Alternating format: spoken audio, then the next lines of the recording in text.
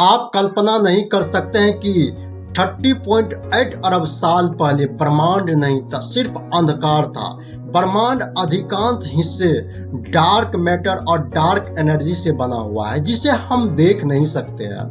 नमस्कार दोस्तों, यूनिवर्स एक गोलाकार क्षेत्र है जिसमें पृथ्वी से देखे जाने वाली सभी मैटर शामिल है। पृथ्वी ब्रह्मांड का एक बहुत छोटा हिस्सा है। इन वस्तुओं से विद्युत चुंबकीय विकिरण को ब्रह्मांडीय विस्तार की शुरुआत से ही सौर मंडल और पृथ्वी तक पहुंचाने की समय मिला है।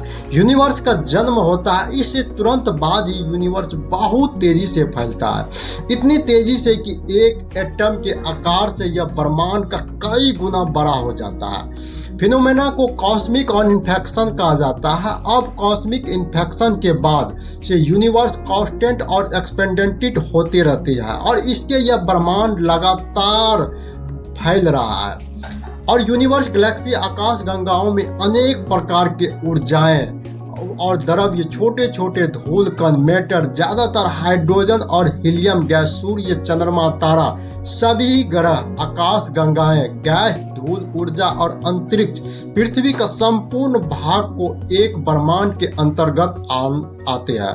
अनंत और विशाल यह ब्रह्मांड है, वह सब कुछ है जो अस्तित्व में है। इसका पता बिग बैंग की थ्योरी से मिलता है, जिसे हम विस्फोट के बिग बैंग की थ्योरी का रिसर्च करने वाला साइंटिस्ट एव जॉर्ज लेमैत्रे था। यह वैज्ञानिक बेल्जियम के खगोलिक साइंटिस्ट है। शुरुआती दौर में सभी पदार्थ जिसे यूनिवर्स बना है वह छोटे छोटे कणों के रूप में इकट्ठा होकर परमाणु जैसे निर्माण हो गया, एक ही जगह पर स्थित हो गया, जिनका आयतन अधिक सूक्ष्म एवं तापमान अधिक और घनत्व इन्फिनिटिव हो गया।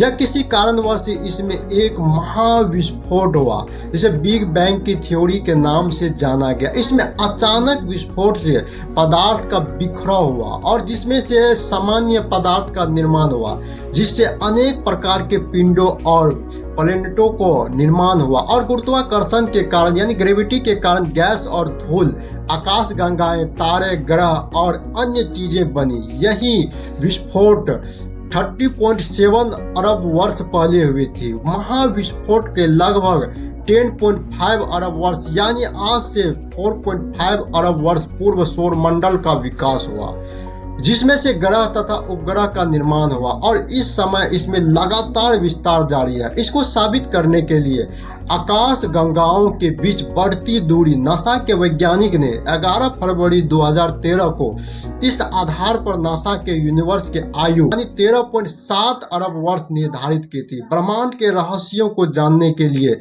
30 मार्च 2010 ईस्वी को यूरोपियन सेंटर फॉर और न्यूक्लियर रिसर्च जेनेवा में पृथ्वी की सतह से 50 से 175 मीटर नीचे यानी 27.36 किलोमीटर लंबी सुरंग में बड़ी हाइड्रोजन NSC नामक महाप्रयोग सफलतापूर्वक किया गया था।